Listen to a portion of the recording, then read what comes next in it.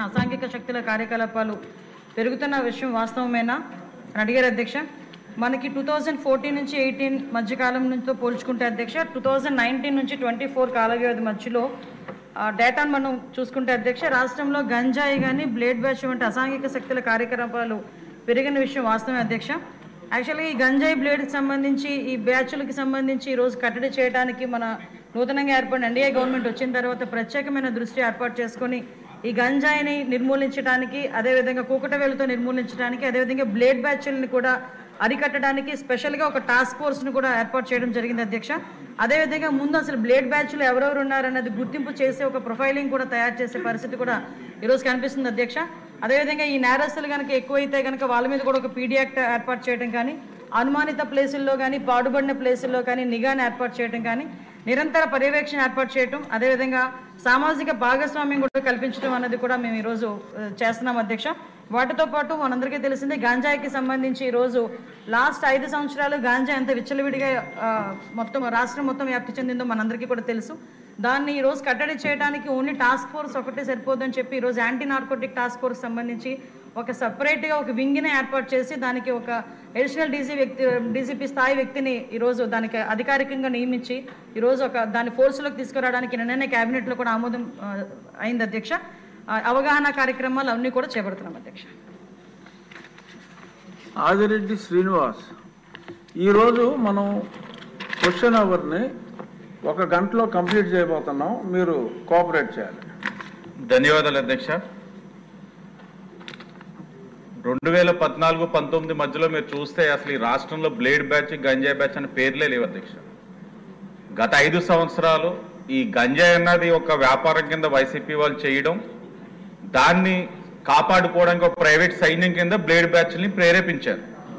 ఈ 5 సంవత్సరాలు కూడా మీరు చూస్తే ఈ ఆంధ్రప్రదేశ్ రాష్ట్రం అన్నది ఈ గంజాయి బ్లేడ్ బ్యాచ్ కొరల్లో చిక్కుపోయింది అధ్యక్ష. ఇప్పుడు మీరు గత 5 సంవత్సరాలు ఇప్పుడు మీరు హోమ్ మినిస్టర్గా చెప్పిన స్టేట్మెంట్ విన్నాం అధ్యక్ష. 5 సంవత్సరాలు గత ముఖ్యమంత్రి, మాజీ ముఖ్యమంత్రి ఏనాడు ఒక స్టేట్మెంట్ అనేది లేదు. దౌర్భాగ్యం ఏంటంటే హోమ్ మినిస్టర్ సమీక్షించిన దాఖలాలు కూడా లేవు వైసీపీ ప్రభుత్వంలో. ఇవన్నీ ఒక ఎత్తు అయితే, రాష్ట్రం అంతా ఒక ఎత్తు అయితే, రాజమహేంద్రవరం కూడా దానికి అతీతం కాదు అధ్యక్ష. ఎన్నికల ముందు ద్వారంపూడి విక్రమ్ రెడ్డి తెలంగాణలో కోట్లాది రూపాయలు విలువ చేసే గంజాయి మాదక ద్రవ్యాలతోటి దొరకడం, అతను మూలాలు అన్వేషిస్తే ఆనాడున్న ప్రజాప్రతినిధులు, ఒక ఎంపీ, మా యొక్క ప్రాంతం ఒక వైసీపీ రీజనల్ కోఆర్డినేటర్స్ వీళ్ళతో ఉన్న సత్సంబంధాలు అంటే ప్రత్యక్షంగా పరోక్షంగా ఆ అగ్ర నాయకత్వమే దాన్ని ప్రేరేపించి ప్రోత్సహించారు అధ్యక్ష. అంటే హోంమంత్రి గారిని మీరు ఏమడుగుతున్నారు? అడుగుతున్నాం అధ్యక్ష. అదే ఇప్పుడు ఆ అంశం ఏంటన్నది ప్రజలు తెలియజేసి చెప్పిన సమాధానం సరిపోయింది. 2 minutes అధ్యక్ష. లెట్ మీ కంక్లూడ్ అధ్యక్ష. అంటే మేము చెప్పేది ఏంటంటే ఈ అంశాన్ని ప్రజల నుంచి కూడా రాబట్టడానికి ఇప్పుడు రాజమహేంద్రవరంలోనే మీ భద్రత మా బాధ్యతను కార్యక్రమం చేసాం. పోలీస్ డిపార్ట్మెంట్ తోటి మహిళలందరినీ కూడా చైతన్యపరిచే కార్యక్రమం చేసాం. సుమారు ఒక 14 మీటింగ్స్ పెట్టి మహిళలతో పోలీస్ డిపార్ట్మెంట్ కి చైతన్యవంతులు చేస్తూ వాళ్ళని లా అండ్ ఆర్డర్లోని అనుసంధానం చేయడం వల్ల సుమారు 20,000 మంది మహిళలతో చేయడం వల్ల తెలుస్తా ఉంది ఎవరు తప్పు చేస్తున్నారు అన్నది. చర్యలు తీసుకుంటా ఉన్నాం. ఈ 5 months లోనే సుమారు ఒక 57 మంది మీద గంజాయి కేసు పెట్టాం, 4-5 మీద రౌడీ షీట్ చేయించాం. కానీ ఇవి సరిపోవట్లా, వాళ్ళకి భయం అనేది ఉండట్లా. అరెస్ట్ అవుతా ఉన్నారు, జైలుకి వెళ్తా ఉన్నారు. నేను మీ ద్వారా హోమ్ మినిస్టర్ గారికి కూడా చెప్తా ఉన్నాం, జైలు డిపార్ట్మెంట్ పైన కూడా సర్వేలెన్స్ ఉండాలి. ఎందుకంటే కడప ప్రస్తుత ఎమ్మెల్యే జగన్మోహన్ రెడ్డి పుణ్యమాన నేను కూడా 11 రోజులు జైల్లో ఉన్నాం. అంటే మాకు అర్థమైంది ఏంటంటే 11 రోజుల్లోనే మనం అరెస్ట్ చేయించి జైలు పంపించేసాం అనుకుంటున్నాం. కానీ లోపల గంజాయి పండించేవాడు ఉంటున్నాడు, గంజాయి ట్రాన్స్పోర్ట్ చేసేవాడు ఉంటున్నాడు, గంజాయి వ్యాపారం చేసేవాడు ఉంటున్నాడు. ముగ్గురు నీట్గా జైలు లోపలే మాట్లాడుకొని బయట వ్యాపారం చేస్తున్నారు ఫోన్ల ద్వారా మాట్లాడుకొని. దానిపైన కూడా ఒక సర్వేలెన్స్ అనేది ఉండాలి జైలు డిపార్ట్మెంట్ మీద. అలాగే చట్టాలు తీసుకురావాలి, భయం అనేది ఉండాలి. అంటే చట్టాలంటే దిశ చట్టం లాగా చట్టబద్ధత లేని అలాంటివి కాదు అధ్యక్ష. భయం అనేది ఉండాలి. రాష్ట్రంలో మహిళలందరూ కూడా ప్రశాంతంగా జీవించే విధంగా ఉండాలి. ఆ చట్టాల్ని కఠినంగా చేసే విధంగా ఆవిడ హోమ్ మినిస్టర్ గారితో మేము మీ ద్వారా అడుగుతా ఉన్నాం అధ్యక్ష. అది కావాలి. ఇంకొకళ్ళు అయ్యాక ఒకేసారి సమాధానం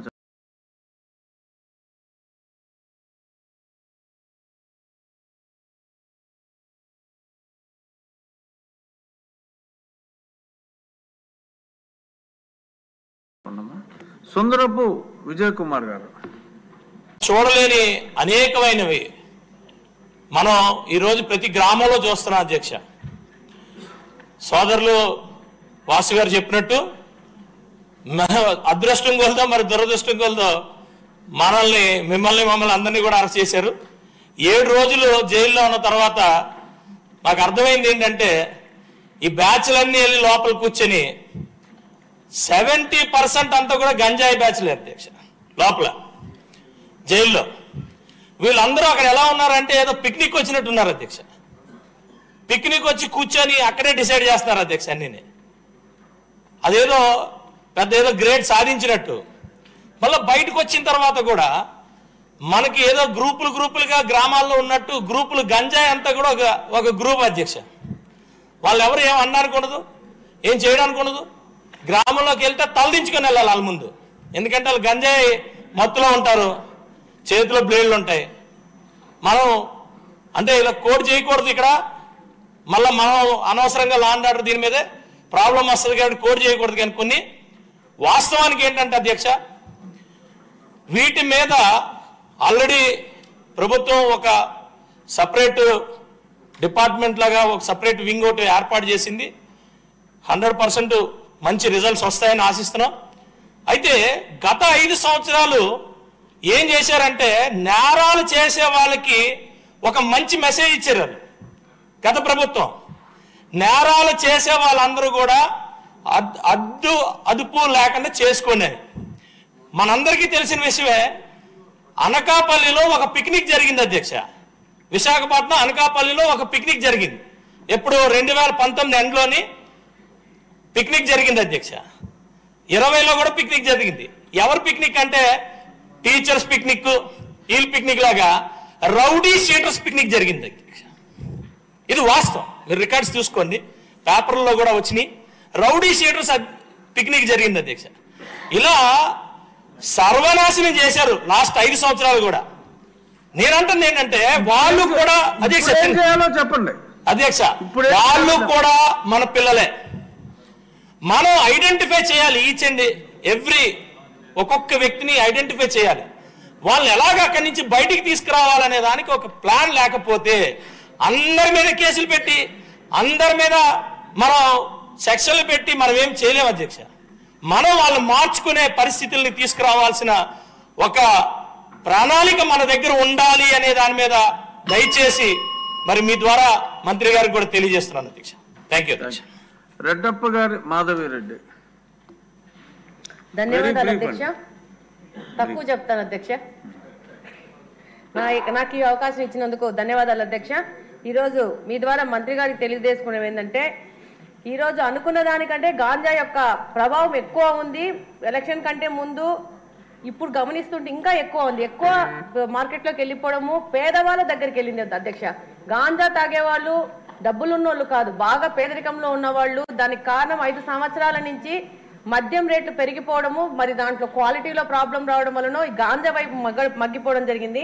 ఇంకొక ముఖ్యమైన విషయము మంత్రి గారికి తెలియజేసుకునేది ఏంటి అధ్యక్ష, గాంజానే కాదు అధ్యక్ష, పెయిన్ కిల్లర్స్ తీసుకొని పెయిన్ కిల్లర్స్ని పొడి చేసుకొని దాంట్లో సలైనో ఏదో మీడియం తీసుకొని దాన్ని ఇంజక్షన్లోకి ఎక్కించుకొని పిల్లలు ఎక్కించుకుంటున్నారు అధ్యక్ష. దీని మీద కడప ఎస్పీ గారిని కూడా కలవడం జరిగింది. తల్లులు వాళ్ళు మా దగ్గరకు వచ్చి ఆ యొక్క మెడిసిన్స్, మన మీడియంస్, సిరంజెస్ తీసుకొచ్చి చూపించి పిల్లలు ఒక్క దాంట్లో కలుపుకొని 10 మంది 15 మంది పిల్లోళ్ళు ఇంజక్షన్స్ తీసుకుంటున్నారు. ఒకటి, ఆ ఇంజక్షన్స్ వల్ల వాళ్ళకి మత్తు వచ్చేసి ఆ విధంగా ఆరోగ్యం పాడైపోతా ఉంది. రెండో ప్రకారం ఏంటంటే అంటువ్యాధులు ప్రబలే అవకాశం ఉంది అధ్యక్ష. ఆ తల్లులు వచ్చి చెప్పిన విషయం ఏంటంటే, మా పిల్లల్ని తీసుకెళ్లి జైల్లో వేసేయండి, మా పిల్లల్ని మేము ఆపుతుంటే మమ్మల్ని కొడుతున్నారు, ఈ యొక్క మెడిసిన్స్ కొనడానికి వెళ్ళేసి డబ్బులు దొంగతనాలు చేయడము, వాళ్ళ ఇంట్లో కొట్టడము, వాళ్ళ పక్క వాళ్ళ జోలికి పోవడము, ఇలాంటి నేరాలు చేయడానికి అవకాశం వస్తూ ఉంది. మేము కంట్రోల్ చేయలేకపోతున్నాము, మా పిల్లల ఆరోగ్యాలు పాడైపోతుంది, మీరు ఏమన్నా చెయ్యి ఆపండి మేడం అని చెప్తున్నారు. అంటే నాకు అర్థమైంది ఏంటంటే ఉన్న సమస్య కంటే సమస్య పెద్దగా ఉంది. ఈరోజు మనం కనుక్కుంటే ఏమవుతుందంటే అధ్యక్ష, ఈ యొక్క మెడిసిన్స్ కొరియర్ ద్వారా తెప్పించుకుంటున్నారు. మనకున్న చిన్న సమాచారం ఏంటంటే బెంగళూరు ద్వారా నుంచి తాడిపత్రికి వచ్చి, తాడిపత్రి నుంచి ప్రొద్దుటూరుకు వచ్చి, ప్రొద్దుటూరు నుంచి కడపకి దీనికి బిల్లింగ్ ఉండదు, ఏముండదు. మెడికల్ షాప్స్ కొరియర్ ద్వారా తెచ్చుకొని ఆ మెడిసిన్స్ ని ఈ పిల్లలకు ఇచ్చేస్తున్నారు అధ్యక్ష.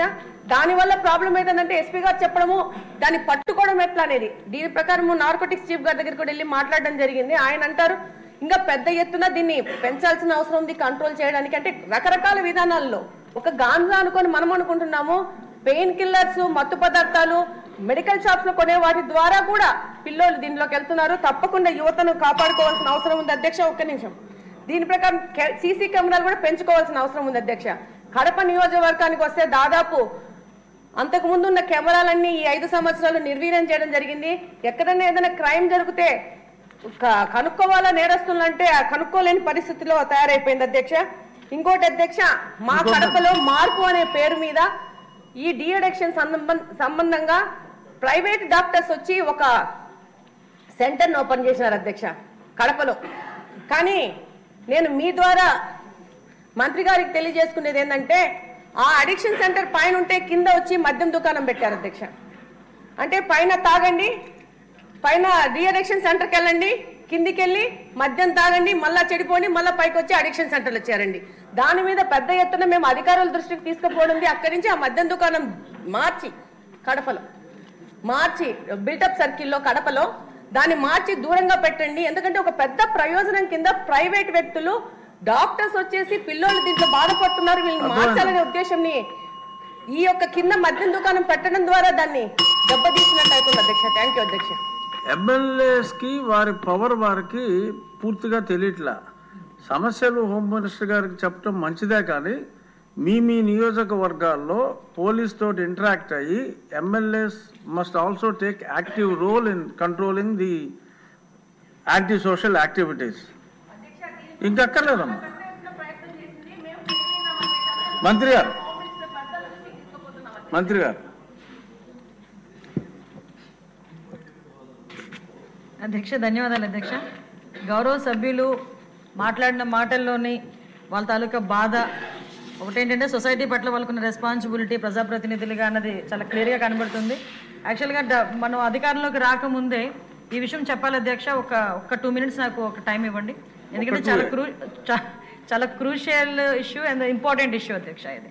ఎందుకంటే లాస్ట్ టైం మన గౌరవ మంత్రివర్యులు లోకేష్ బాబు గారు యోగాలం చేసేటప్పుడు నేను చంద్రగిరి కాన్స్టిట్యున్సీకి వెళ్ళాను అధ్యక్ష. చంద్రగిరి కాన్స్టిట్యున్సీకి వెళ్ళేటప్పుడు సార్ దగ్గరకు వచ్చి ఒక తల్లి ఒక బిడ్డను తీసుకొచ్చి ఆ బిడ్డకి కూడా స్కార్ఫ్ కట్టుకుని వచ్చింది అధ్యక్ష. తల్లి బిడ్డ ఇద్దరు స్కార్ఫ్ కట్టుకొని వచ్చారు. ఏంటి విషయం అంటే లోకేష్ బాబు గారితోనే మాట్లాడాలి అని చెప్పి పక్కకి వెళ్ళి మా అమ్మాయిని గంజాయికి అలవాటు చేసేశారు, మా అమ్మాయి గంజాయికి అలవాటు పడిపోయింది, నా బతుకేంటో అర్థం కావట్లేదు, ఏం జరుగుతుందో తెలియట్లేదు, నేను మా అమ్మాయి చనిపోవడం తప్పించి వేరే దారి లేదు అని చెప్పి ఆ రోజు ఆ తల్లి కూతుర్లు ఇద్దరు కూడా గౌరవ మంత్రివర్యుల దగ్గరికి వచ్చి బాధపడి ఏడిస్తే ఆ రోజు మంత్రివర్యులు ఒక మాట చెప్పడం అధ్యక్ష, మన గవర్నమెంట్లోకి వచ్చిన తర్వాత గంజాయి మీద దృష్టి పెట్టాలి అంటే ఆ రోజు నుంచే ఒక కార్యాచరణ రూపొందించుకొని యువగలం పాదయాత్రలో ఏదైతే ప్రజా సమస్యల మీద గుర్తించడానికి వెళ్ళిన నేపథ్యంలో అదే రకంగా ఈరోజు మనం అధికారంలోకి వచ్చిన వెంటనే గాంజాయి మీద ఉక్కుపాదం మోపాలి అన్న ఒక థియరిటికల్గా మనందరం కూడా వెళ్ళడం జరిగింది అధ్యక్ష. దీనిలో భాగంగానే చూస్తే నిజంగా సభ్యులు అన్నట్టుగా ఈరోజు గాంజాయి అనేది ఎలా అయిపోయిందంటే ఎక్కడో ఏజెన్సీ ఏరియాలో పండే గాంజా కాస్త ఈరోజు స్కూల్ బ్యాగ్స్లోకి వచ్చే పరిస్థితి వచ్చింది అధ్యక్ష. స్కూల్లో పిల్లలు కూడా గాంజాయి తీసుకునే పరిస్థితులకు వచ్చేసారు. అంటే లాస్ట్ 5 సంవత్సరాలు ఇందాక సభ్యులు మన వాసు గారు మాట్లాడినప్పుడు కనీసం గాంజాయి మీద కానీ గాంజా బ్యాచ్ గురించి కానీ బ్లేడ్ బ్యాచ్ గురించి కానీ దౌర్భాగ్యం ఏంటంటే ఒక సీఎం స్థాయిలో ఉన్న వ్యక్తి ఏ రోజు కూడా ఒక రివ్యూ తీసుకోకపోవడం, ఒక ఇన్ఫర్మేషన్ కనీసం తెప్పించుకోకపోవడం అధ్యక్ష. దీని పర్యవసానం ఏదంటే 5 సంవత్సరాలు దీన్ని క్యారీ ఫార్వర్డ్ చేసుకొని ఈ రోజు ఇంతవరకు రావడం జరిగింది అధ్యక్ష. దీని నేపథ్యంలో ఈ రోజు ఈ గంజాయిని ఇమీడియట్గా మనం అరికట్టాలి అనుకునేటప్పుడు చాలా ఎక్సర్సైజ్ చేసుకోవాల్సి వస్తుంది అధ్యక్ష. సిస్టమ్ని కూడా మనం మళ్ళా రిపేర్ చేసుకోవాల్సిన పరిస్థితి ఏర్పడింది అధ్యక్ష. ఇంతకు ముందు గాంజాయికి సంబంధించి పైనుంచి ఏజెన్సీ నుంచి కిందకు వచ్చే సిచ్యువేషన్లో ఎన్ని చెక్ పోస్టులు ఉన్నాయని నేను వైజాగ్ సిపి గారిని ఒకసారి నేను హోమ్ మినిస్టర్ అయిన వెంటనే మాట్లాడితే కేవలం 2 సీసీ కెమెరాలు ఉన్నాయి, చెక్ పోస్టులు ఉన్నాయి, దాని దగ్గర 2 సీసీ కెమెరాలు ఉన్నాయని చెప్పారు అధ్యక్ష. అంటే చెక్ పోస్టులు కూడా పెట్టుకోలేని పరిస్థితులు అయిపోయింది. ఈ రోజు మళ్ళా తిరిగి గాంజా నిర్మూలనకి పర్టికులర్గా ఎక్కడెక్కడైతే ఏరియాస్ నుంచి అయితే మనకి ట్రాన్స్పోర్ట్ జరుగుతుందో ఆ ట్రాన్స్పోర్ట్ అన్ని ఏరియాలలోని కూడా చెక్ పోస్టులు ఏర్పాటు చేసుకున్నాం. చెక్ పోస్టుల దగ్గర సీసీ కెమెరాస్ ఏర్పాటు చేసుకున్నాం అధ్యక్ష. ఏ గాంజా తీసుకునే వ్యక్తి కూడా ఎక్కడ కూడా తప్పించుకోకూడదనే ఉద్దేశంతోనే సర్వేలెన్స్ కింద సీసీ కెమెరాలు ఆల్రెడీ ఫిక్స్ చేస్తున్నాం అధ్యక్ష. దీని నేపథ్యంలోనే మనం అర్థం చేసుకుంటే అధ్యక్ష, ఈ 5 నెలల కాలంలో మనం వచ్చిన ఎన్డీఏ గవర్నమెంట్ వచ్చిన 5 నెలల కాలంలోనే సుమారుగా 25,000 కేజీల గాంజాని ఈరోజు పట్టుకొని గవర్నమెంట్ స్వాధీనం చేసుకునే పరిస్థితి, పోలీస్ డిపార్ట్మెంట్ వాళ్ళు పట్టుకొని స్వాధీనం చేసుకునే పరిస్థితి కనిపించింది అధ్యక్ష. దగ్గర 916 మందిని కూడా ఈ రోజు మనం జూన్ నుంచి అక్టోబర్ వరకు చూసుకుంటే 916 మంది మీద ఆల్రెడీ కేసులు నమోదైన వాళ్ళందరూ కూడా వెళ్ళారు అధ్యక్ష. ఇందాక గౌరవ సభ్యులు కూడా జైలుకి సంబంధించిన విషయం కూడా చెప్తున్నారు అధ్యక్ష. ఇంతకు ముందు ఏం జరిగిందన్న దాని గురించి ఈ రోజు నేను చెప్పక్కర్లేదు, మీరు చెప్పక్కర్లేదు, ప్రపంచం అంతా కూడా తెలుసు. కానీ ఈ రోజు మేము వచ్చిన తర్వాత మా నిఘా యంత్రాలు ఎంత క్లియర్ గా పనిచేస్తున్నాయంటే ఎప్పుడు నుంచి జరుగుతుందో అర్థం కాదు. రాజమండ్రిలోని ఒక ఫార్మసిస్ట్ ఒక జైల్లో ఉన్న వ్యక్తికి గాంజా తీసుకెళ్లే పరిస్థితి నిన్న మొన్న కనిపిస్తే ఇమీడియట్ గా దాన్ని మా నిఘా యంత్రాలన్నీ కూడా పట్టుకొని అతన్ని కూడా అరెస్ట్ చేసి జైలుకు పంపించిన పరిస్థితి. మీరు అన్నట్టుగానే ఎక్కువ ఏజెన్సీ ఏరియాలోని చిన్న పిల్లలు దీనికి ఎడిక్ట్ అయిపోయే పరిస్థితి కనిపిస్తుంది అధ్యక్ష.